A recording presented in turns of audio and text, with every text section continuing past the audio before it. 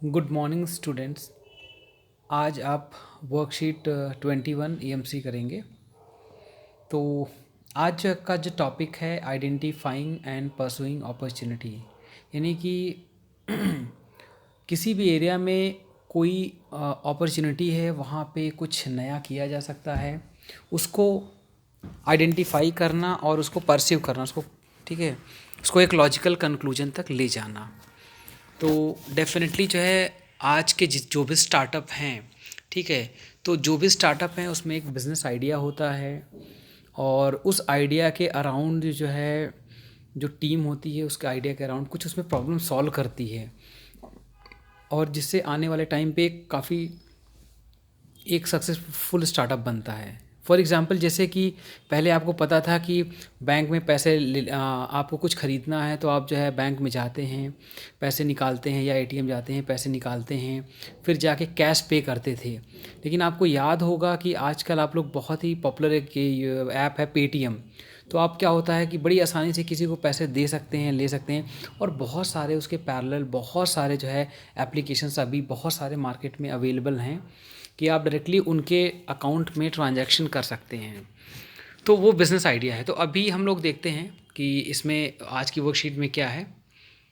तो देखिए, तो इसमें इस वर्कशीट में जो ईएमसी बड़ी थी वो एक नई वर्कशीट के साथ, तो उसमें ये है कि आज आपको से ये कह रहे हैं कि आपको कोई एक नया बिज़नेस आइडिया जो है ढूंढना है, ठीक है। और वो भी मेट्रो में जो ये देखिए चित्र बनाया गया है, इसमें आप देखते हैं कि क्या क्या समस्याएं फेस करते हैं और फिर आपको उसको जो है एक आइडिया जो है इसमें निकालना है कि आप उसको सॉल्व कैसे कर सकते हैं। आपको पता है कि कोई भी आइडिया क्या कहते हैं गलत नहीं है, ठीक है, बस सबका आइडिया अलग अलग होता है और उसमें कुछ मेरिट्स होते हैं, कुछ डीमेरिट्स होते हैं, कुछ खामियां होती हैं, कुछ अच्छाइयाँ होती हैं। तो जाहिर सी बात है जिसमें अच्छाइयाँ ज़्यादा होंगी वो आइडिया, और कॉस्ट कम होगी तो डेफिनेटली वो फाइनल आइडिया सबको पसंद आएगा, ठीक है। अब कुछ जानी पहचानी फ़ोटो ये आप लोगों ने देखी हुई है, तो मैं थोड़ा सा पढ़ देता हूँ ताकि आपको इस हफ्ते का थीम है मौके ढूंढना और उन पर काम करना। पिछले दिनों हमने पहल करने के बारे में समझा था, तो आइए इस बार ये सोचते हैं कि पहल किन मुद्दों पर और कैसे की जाती है। इसका एक तरीका है अपने आसपास की जगहों पर हो रही गतिविधियों को ध्यान से देखना और उनमें मौके ढूंढना। तो देखिए, जैसे कि यहाँ पे आप देख रहे हैं, आप मेट्रो स्टेशन पे जाते हैं तो आप देखते हैं कि लोग जो है लाइन में लंबी लंबी लाइन में खड़े हैं, ठीक है। तो और कुछ लोग जाके ये जो ऑटोमेटिक मशीन्स लगी होती हैं वहाँ पे जाके आप अपना कार्ड लगा के रिचार्ज कर लेते हैं, ठीक है। पेमेंट कार्ड से भी कर लेते हैं, कैश से भी कर लेते हैं, नोट देखिए। तो अब जो है इस तरीके से, तो आपको क्या करना है, इन पिक्चर्स को ध्यान से देखिए और अपने परिवार सदस्यों से मिलकर सोचिए कि मेट्रो स्टेशन पर लोगों को क्या क्या समस्याएं होती हैं।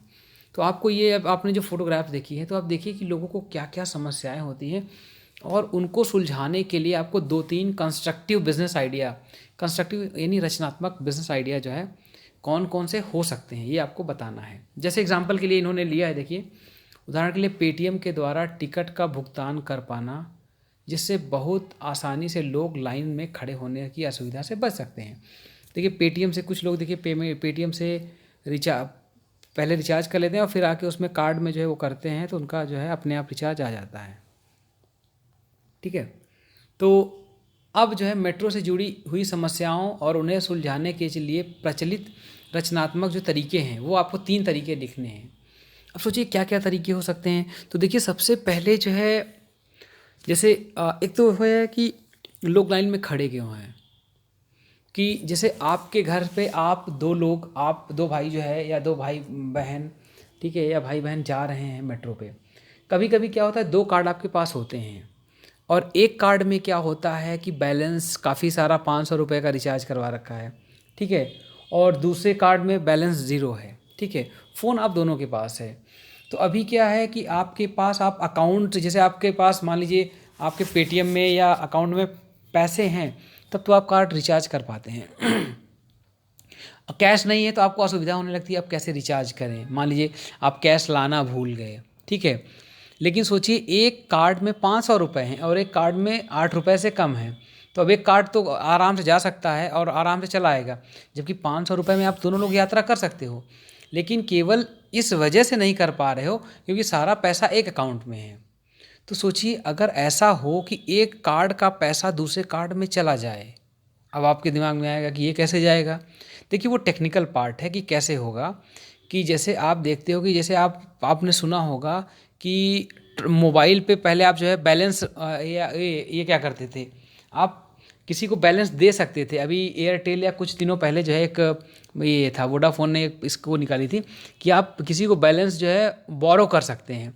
तो ऐसे क्या जो है मेट्रो में एक कार्ड है, आप मतलब एक आपके उस पर ऐप रहे, उस पर जाके अपना कार्ड नंबर डालिए, दूसरे से दूसरा कार्ड नंबर डालिए और उसमें जो है अमाउंट ट्रांसफ़र करने का ऑप्शन है और बटन क्लिक करिए और कोई आपसे पिन मांगे और आप दे दो, क्योंकि कार्ड आपका है, आपको उस पर नंबर लिखा हुआ है और उसका पैसा आपके इसमें चला जाए। लेकिन हाँ, अब उसमें कुछ दिक्कतें भी आएगी कि भाई कोई किसी का कार्ड नंबर लिख दिया और उसके पैसे निकाल लिए, तो वो चैलेंजेस आएंगे। उसको किस तरीके से सॉल्व कर सकते हैं, पिन लगा के, हर कार्ड के लिए एक पिन जनरेट करवा के, कि आप उसमें अपना डिटेल भर के जो है आप पिन जनरेट करवा लें, ताकि उसका इस्तेमाल जो है कोई और ना कर पाए। तो एक बिजनेस आइडिया ये हो सकता है, card to card transfer option, ये हो सकता है।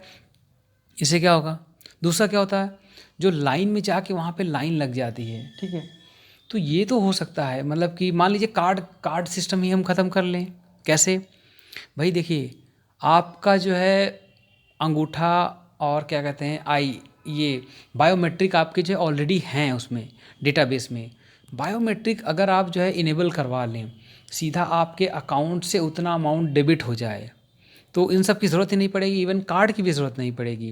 क्योंकि आप किसी एटीएम पे जाइए, देखिए वहाँ पे आप अंगूठा लगा के भी बिना क्या कहते हैं एटीएम के आप पैसे निकाल सकते हैं। तो वैसे बिना कार्ड के आप ट्रैवल भी कर सकते हैं, क्योंकि आपका जो है आधार से लिंक्ड है।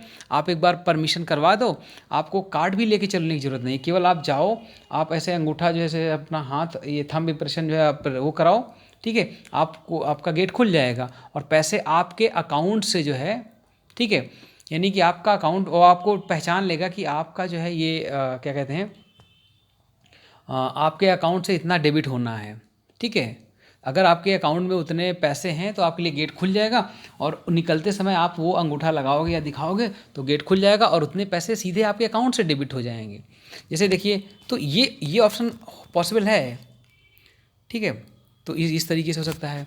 दूसरा जो है क्या कहते हैं, अब जैसे तो मतलब कि इस तरीके से बाकी जो है ये जो मशीन लगी हुई है, ठीक है, इतना टाइम वहाँ पे लगने के बजाय इतने सारे सीसीटीवी कैमरे वगैरह लगे रहते हैं, सीधा सीधा आप वहाँ पे जा रहे हैं तो वहाँ पे उस कैंपस में जाने का मतलब ही एक लाइन रहे, उस लाइन को पार करते ही मान लिया जाए कि आप जो है एंट्री कर चुके हैं, ठीक है, और आपके अकाउंट से उतना आपकी आइरिस यानी आपका रेटिना स्कैन करके जो है ऑटोमेटिकली आपसे डिटेक्ट कर ले। आपने देखा होगा फेसबुक पे फेस डिटेक्शन वो लगा होता है, जैसे ही आप एक फ़ोटो अपलोड करते हो आपके जितने भी फेसेस होते हैं सबको वो जो है वो डिटेक्ट कर लेता है। तो सोचिए इतने हाई रिजोल्यूशन कैमरे लगे हों कि जैसे ही आप वहाँ पे जो एक एक लोग निकलते हैं तो ये भीड़ भी नहीं लगेगी, ये जो एक एक आदमी निकलता है उसमें से उसकी भी ज़रूरत नहीं पड़ेगी, सीधे सीधे आप जाएंगे, आपका वो फेस डिटेक्ट कर लेगा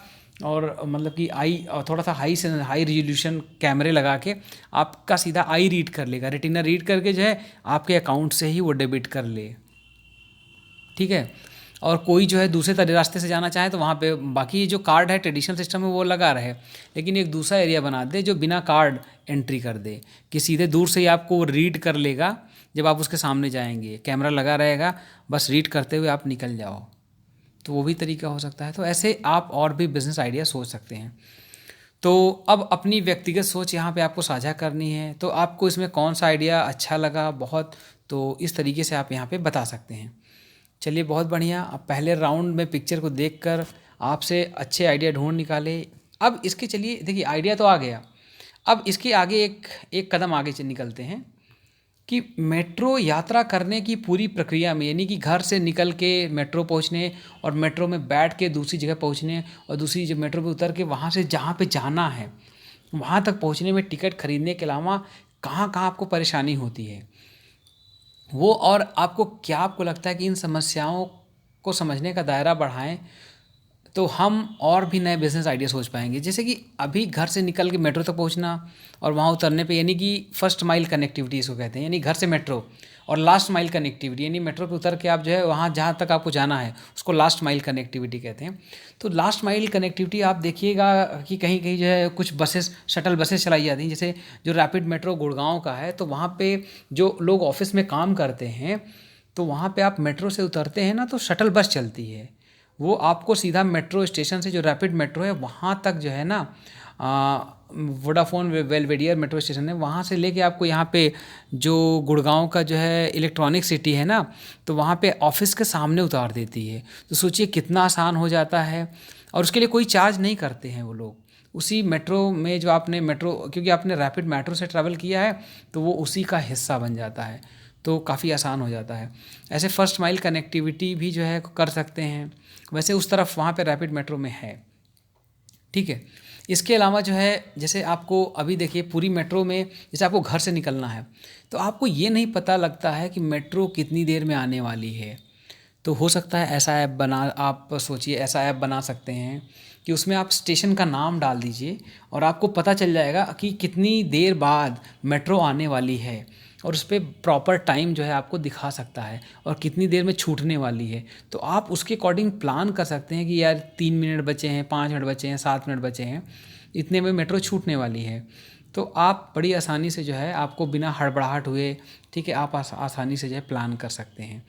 तो उस टाइप का ऐप जो है कि हर स्टेशन का जो है आपको, हो सकता है उसके लिए डेटाबेस परमिशन लेनी पड़ेगी, ताकि जो मेट्रो का डेटाबेस कनेक्टिविटी है, ठीक है, रियल टाइम में जो है पर डे का जो डेटा है, हो सकता है कभी कभी होता है ना, कभी मेट्रो थोड़ी आगे पीछे हो गई, तो आपको रियल टाइम में मेट्रो का जो डेटा है, जैसे ही कोई सर्च मारेगा तो जो उस समय का जो टाइम टेबल है और मेट्रो की जो स्थिति है उसके अकॉर्डिंग वो आपको बता देगा कि अगली मेट्रो कितने बजे आने वाली है, ठीक है, या कितना टाइम लगेगा, 3 मिनट बाद, 4 मिनट बाद। तो इससे क्या हो, लोग देखिए सीढ़ियों पे बड़ी तेज़ी से भागने लगते हैं उनको कि मेट्रो आने वाली है, और जाके वहाँ पे ऊपर पहुँचते हैं तो देखते हैं अच्छा मेरे तरफ वाली मेट्रो नहीं, दूसरी तरफ वाली आ गई। तो उस हड़बड़ाहट में भागने से कभी कभी लोग एस्केलेटर पर जो है पैर फिसल जाता है। लेकिन जब आपको पता है कि मेट्रो 30 सेकंड बाद छूटने वाली है, तो आप आराम से सीढ़ियों से, एस्केलेटर से आराम से आप चढ़ जाते हैं। तो ये आइडिया हो सकता है, ठीक है। तो आपको बड़ी आसानी से आपको ट्रैवल प्लान कर सकते हैं। और बाकी जो है लंबी ये कतार वाला तो हम लोग डिस्कस पहले ही कर चुके हैं। और डेस्टिनेशन साइट पे मैंने जो है कि भाई डेस्टिनेशन साइट पे लास्ट माइल कनेक्टिविटी, जो क्या कहते हैं, वहाँ पे उतरने पे आपको वहाँ पे लास्ट माइल के लिए बस मिलेगी नहीं मिलेगी, ये जो है वो ऑप्शन वहाँ पे दे सकते हैं, ठीक है। और सीधा वो जो है मेट्रो पे, हर मेट्रो पे उतर के आपको पता चल जाएगा कि यहाँ पे आपको यहाँ से वो सर्विस अवेलेबल है या नहीं, ठीक है। तो इस तरीके से आप जो है यहाँ पे बता सकते हैं। अब उदाहरण के लिए देखिए 2 समस्याएं यहाँ लिखी हुई हैं, आप जो है ये डिस्कस कर चुके हैं, ठीक है। अब हम चलते हैं अगले पे। अब आपको करना यह है कि पूरे मेट्रो के सफ़र के दौरान लोगों की होने वाली समस्याओं पर गहराई से सोचना है। देखिए, घर मेट्रो से घर तक पहुंचने पे टाइम को लेके समस्या होती है, रिचार्ज को लेके समस्या होती है, कैश नहीं लिए हैं तो समस्या होती है, वहाँ पे जब भीड़ लग जाती है तो समस्या होती है। तो ये हम लोग डिस्कस कर चुके हैं।